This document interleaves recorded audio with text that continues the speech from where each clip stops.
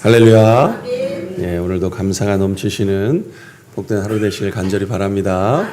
우리 양옆에 있는 우리 성도님들과 인사 나누도록 하겠습니다. 사랑합니다. 축복합니다. 감사합니다.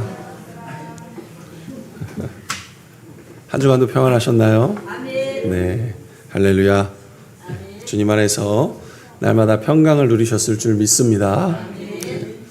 우리가 신앙생활을 할 때 가장 많이 듣는 말씀, 가장 제일 많이 듣는 말이 무엇일까요? 감사. 네, 감사합니다. 일까요? 네. 우리는 신앙생활을 하면 우리 주변에 있는 성도들한테 듣는 말들이 기도해야 한다. 이런 말 참 많이 듣지 않습니까? 그리고 또 하나님의 말씀에 순종해야 됩니다. 이런 말도 많이 듣습니다. 그러나 사실 기도와 순종은 따로 떨어진 두 가지가 아니라는 것이죠. 서로 연결되어 한 몸인 것인데 사실 우리는 그것을 간과할 때가 굉장히 많습니다. 그래서 어떤 분은 기도만 강조하다가 삶의 실천이 없는 공허한 신앙생활을 해 가시고, 또 어떤 분은 순종만 강조하다가 하나님 앞에 엎드려 하나님의 뜻을 묻지 않으니 금세 지치고 신앙이 넘어지게 된다라는 것입니다. 그래서 기도와 순종은 따로 존재하지 않습니다. 따로 존재하는 것 자체가 바른 신앙이라는 이 테두리 안에서 볼 때는 불가능하다라고 말할 수 있다는 것이죠. 마치 사람이 호흡과 걸음이 함께 있어야 건강한 삶을 살아가듯이 기도와 순종은 함께 항상 있어야 온전한 신앙생활을 이루어 갈 수 있습니다. 기도는 하나님께 나아간 우리 호흡이고, 또한 순종은 하나님이 기뻐하시는 길을 실제로 걷는 우리들의 걸음걸이이기 때문입니다. 오늘 본문은 사무엘이 사울 왕에게 전한 하나님의 메시지의 말씀입니다. 아말렉 사람과 그의 모든 소유를 철저히 멸하라 라고 이렇게 사울 왕에게 말씀하고 있지요. 이는 아말렉이 이스라엘을 공격한 죄에 대해서 하나님의 심판이었고, 또한 사람과 가축을 포함한 모든 것을 멸하라는 완전한 순종을 요구하는 명령이었습니다. 사울은 군대를 모아서 아말렉을 공격하고 아각 왕과 백성들을 처치하였는데, 그러나 하나님의 명령하신 대로 완전하게 멸하진 않았습니다. 가장 좋은 양과 소를 남겨서 제물을 바치려 하였다라는 것이죠. 사울은 하나님의 말씀을 듣고도 자기 방식대로 선택하며 변명을 하고 있었다라는 것입니다. 가장 좋은 거로 하나님 앞에 제사를 드리려고 한 것인데요, 무슨 잘못됐나요? 라는 이런 표정이었다라는 것이죠. 그러나 하나님께서 원하시는 것은 그럴듯한 제사가 아닙니다. 그분의 말씀에 철저하게 순종하는 것이 하나님이 원하시는 것이다 라는 것입니다. 바로 이 지점에서 우리가 기도를 제사라는 관점으로 봤을 때 우리의 기도와 순종의 관계를 깊이 묵상해 봐야 할 필요가 있습니다. 우리가 드리는 기도는 순종으로 열매를 맺어야 하고, 우리의 순종은 기도의 뿌리에서 힘을 얻어야 한다라는 것입니다. 이 관계가 올바르게 이해되지 못하면 우리의 신앙생활은 왜곡된 신앙생활을 하게 되고, 더 나아가서는 힘을 잃게 된다라는 것이죠. 그러므로 오늘은 기도와 순종의 관계를 잘 묵상해 보시고 우리의 신앙을 점검하며 바른 길로 나아가시는 우리 모든 성도님들 되시기를 간절히 바랍니다. 먼저 첫 번째, 우리는 기도는 순종의 출발점이라는 것을 기억해야 할 줄 믿습니다. 기도는 단순히 우리의 소원을 하나님께 아뢰는 시간이 아니지요. 기도의 본질은 하나님의 뜻을 묻고 확인하는 시간입니다. 우리는 종종 기도를 통해 하나님께 무엇을 계속 얻어내려고 합니다. 그러나 성경이 말하는 기도의 핵심은 내가 원하는 것을 주장하는 것이 아니라 하나님의 뜻을 분별하고 받아들이는 데 있다라는 것이죠. 이렇듯 신앙생활에서 기도는 하나님과의 대화, 하나님 앞에 나아가 우리의 마음을 쏟아놓고 동시에 그분의 뜻을 물어보는 시간이다라는 것입니다. 예수님께서 가르쳐 주신 주기도문에도 우리는 그것을 확신할 수 있는 것이 아버지의 뜻이 하늘에서 이루어진 것 같이 땅에서도 이루어지리다. 이것이 바로 기도의 본질이라는 것입니다. 기도는 하나님의 뜻을 발견하고 그 뜻을 내 안에서, 그 뜻 안에서 나를 맞추어가는 과정. 그런데 우리가 기도를 소홀히 하게 될 때 어떤 일이 벌어지겠습니까? 내 뜻이 하나님의 뜻을 대신하게 된다라는 것입니다. 기도 없는 신앙은 자기 확신만이 커집니다. 내 뜻이 옳다라고 주장하게 됩니다. 하나님의 뜻은 희미하게 되는 것이죠. 따라서 기도하지 않는 사람은 하나님의 뜻을 알 수가 없습니다. 자기의 생각과 세상적인 기준에 따라 움직일 수밖에 없습니다. 우리는 눈앞의 상황과 또한 인간적 계산에 치우칠 수밖에 없다라는 것이죠. 또한 기도하지 않는 사람은 하나님의 음성을 들을 수가 없습니다. 하나님의 말씀을 듣지 않으니 삶에서 아무리 순종하려고 해도 결국 자기 기준에 맞는 선택만을 할 뿐이라는 것입니다. 그렇게 되면 겉으로는 신앙인인 것 같지만 실제로는 하나님과 동떨어진 삶의 길을 걷게 되는 것이죠.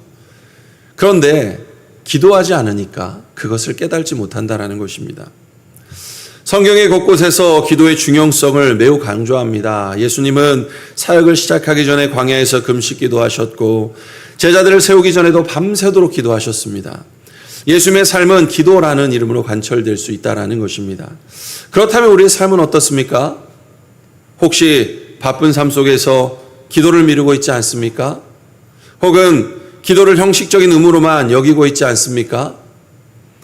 그런데 기도 없는 신앙생활은 결국 분별력 없는 순종을 낳는다라는 것입니다. 말씀에 순종하는 것 같지만 사실은 내 뜻을 따르는 것이고 종교적인 열심으로 포장된 자기 의를 드러낼 뿐이라는 것입니다. 기도하지 않고 순종하겠다는 것은 결국 자기 의지와 열심으로 하나님을 섬기겠다라는 것과도 같다라는 것입니다. 그러나 언제나 인간의 의지는 연약하지 않습니까? 상황이 바뀌면 무너질 수밖에 없습니다. 그러나 기도하는 사람은 다릅니다. 기도를 통해 말씀 앞에 서게 되고 성령의 조명하심을 통하여서 하나님의 뜻을 깨닫게 됩니다. 그래서 참된 순종은 반드시 기도에서 출발한다라는 것이죠. 그래서 반드시 기도해야만 합니다. 기도할 때에 하나님의 뜻을 알게 되고 그 뜻에 순종할 준비가 생긴다라는 것을 기억하시길 바랍니다. 그렇다면 순종 없는 기도는 어떻게 될까요? 순종이 없다면 기도는 공허한 메아리에 불과할 뿐이라는 것입니다. 본문에서 사울은 제사를 드렸습니다. 그는 외형적으로 하나님을 섬기는 행동을 한 것 같습니다. 일단 예배를 드렸지 않습니까? 하나님이 뭐라고 하셨든지 나는 일단 예배를 드렸다라는 것입니다.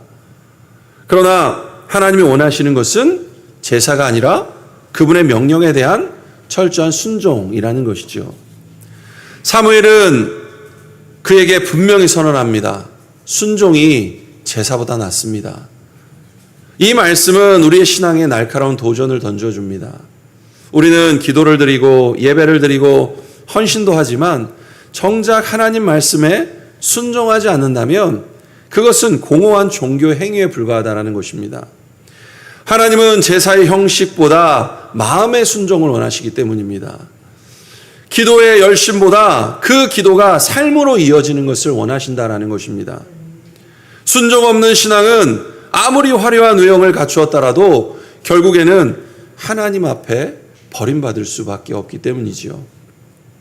사울은 결국 순종하지 못했기 때문에 왕에서 폐위당하게 되었습니다. 그가 제사를 안 드렸습니까? 그가 하나님의 앞에서 예배를 안 드렸습니까? 그러나 그는 순종하지 않았다라는 것입니다. 이것이 이 시대 기독교인들의 가장 큰 문제가 아니겠습니까? 이것은 단순한 사건이 아니라는 것입니다. 모든 성도들에게 주시는 하나님의 영적 교훈입니다.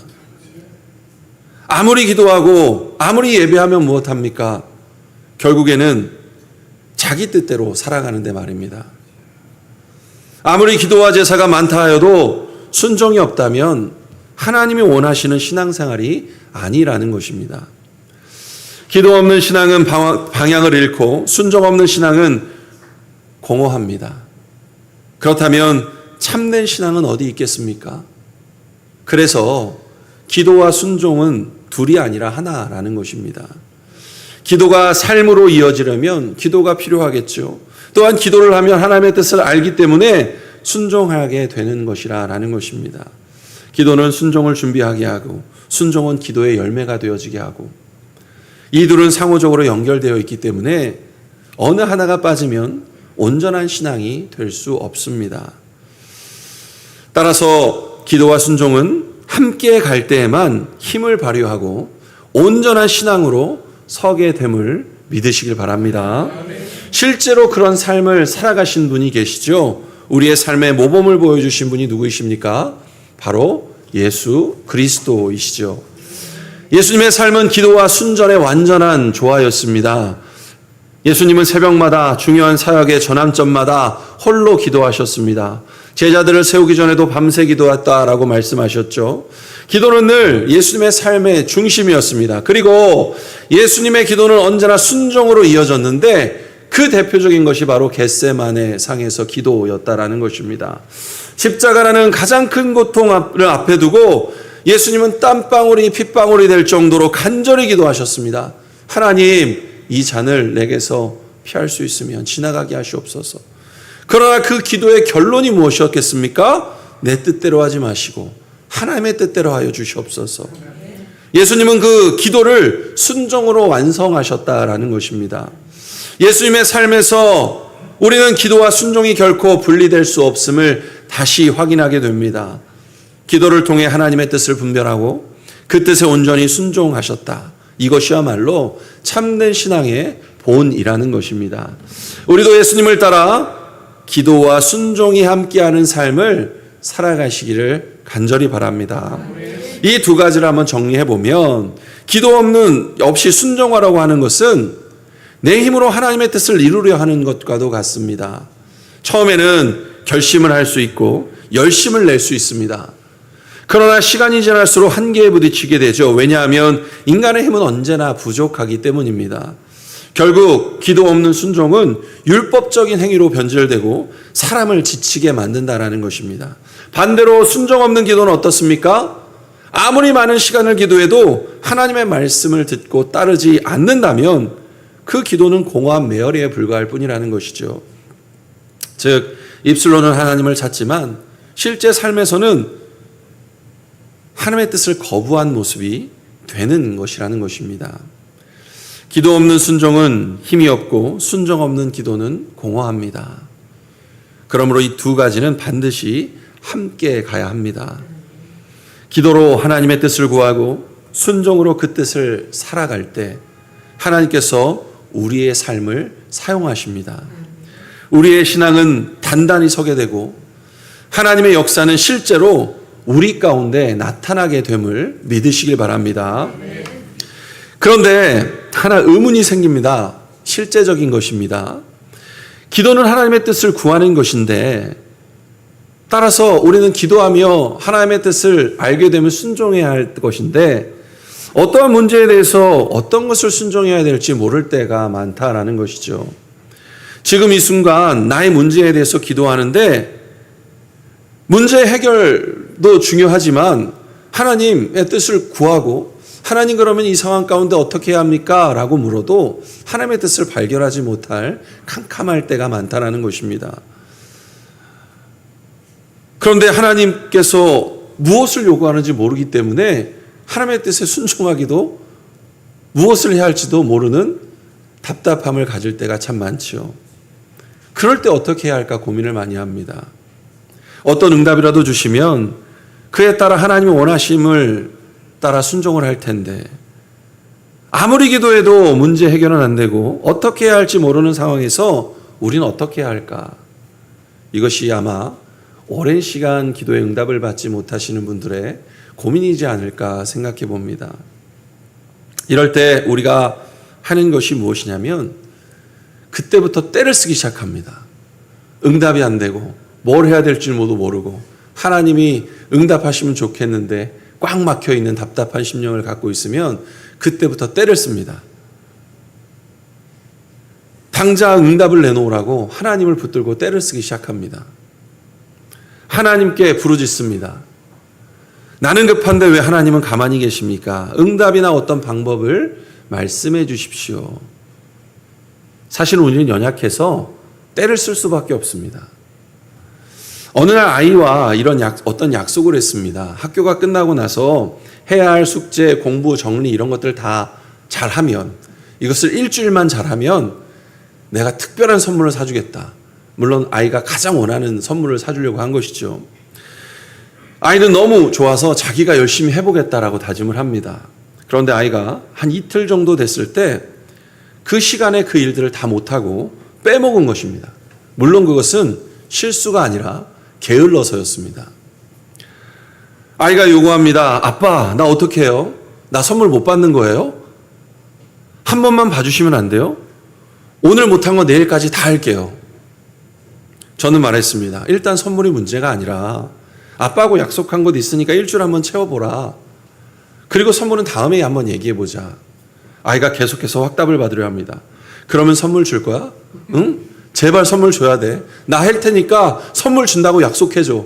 빨리 제발 약속해달라고 이렇게 이야기를 합니다. 저는 다시 대답합니다. 그것은 아빠가 결정할 문제지.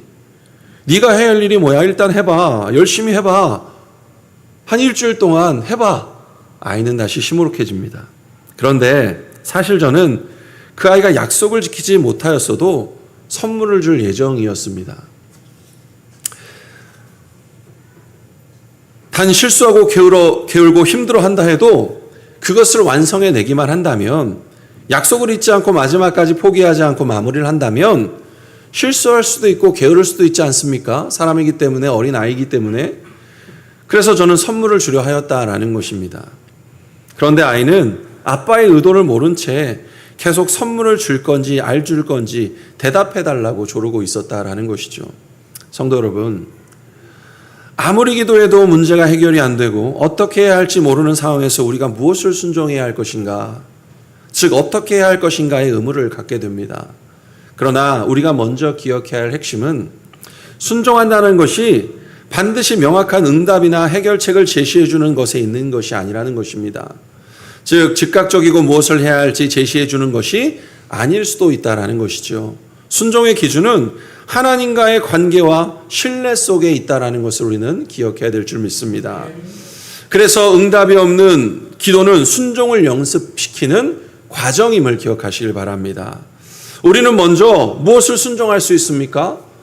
하나님께서 우리에게 쉬지 말고 기도하라 라고 했던 말씀, 우리는 기도하는 것에 순종할 수 있습니다. 또한 하나님께서 뭐라고 말씀하셨습니까? 하나님을 찾고 찾으라라고 말씀하시지 않습니까? 우리는 하나님을 찾는 말씀에 순종하고 나아가면 됩니다. 우리가 어려움 가운데 하나님께 나와 기도하는 것이 과연 우리들의 뜻이었겠습니까? 하나님께서 부르셨기 때문에, 인도하셨기 때문에, 우리에게 기회를 주셨기 때문에 우리가 기도할 수 있는 것이다 라는 것입니다. 기도하는 것 자체가 하나님께서 우리에게 다시금 기회를 주시는 그 자리라는 것입니다. 그리고 그것을 믿고 기도의 자리에 앉아 있는 것이 순종의 시작이라는 것입니다. 서두에 말씀드렸던 것 같이 기도는 순종의 출발점이었다라는 것입니다. 반드시 그렇게 할 때 우리는 시간이 되면 순종의 열매는 반드시 기도의 과정 가운데 나타납니다. 반드시 깨닫게 하시고 위로하여 주시고 하나님의 뜻 가운데 나아갈 길을 알게 하여 주신다라는 것입니다.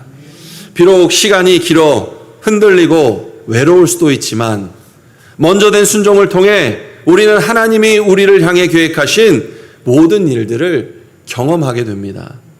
이렇듯 응답이 없다고 멈추는 것이 아니라 오히려 그것을 믿음으로 실천해 나아가는 것이 참된 순종이라는 것을 믿으시길 바랍니다.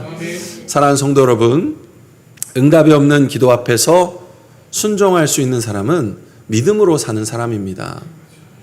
순종은 명확한 응답을 보기 위해 하는 것이 아니라 하나님을 신뢰하고 그분의 뜻을 따라가는 믿음의 결정이라는 것이죠. 따라서 응답이 지연되거나 나타나지 않아도 오늘 내가 해야 할 순종을 선택해 보시길 바랍니다.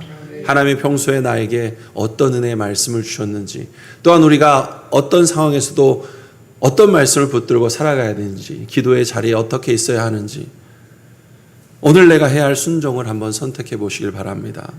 하나님은 그 과정을 통해서 믿음을 훈련시키시고 결국 놀라운 역사를 이루어 가실 것입니다.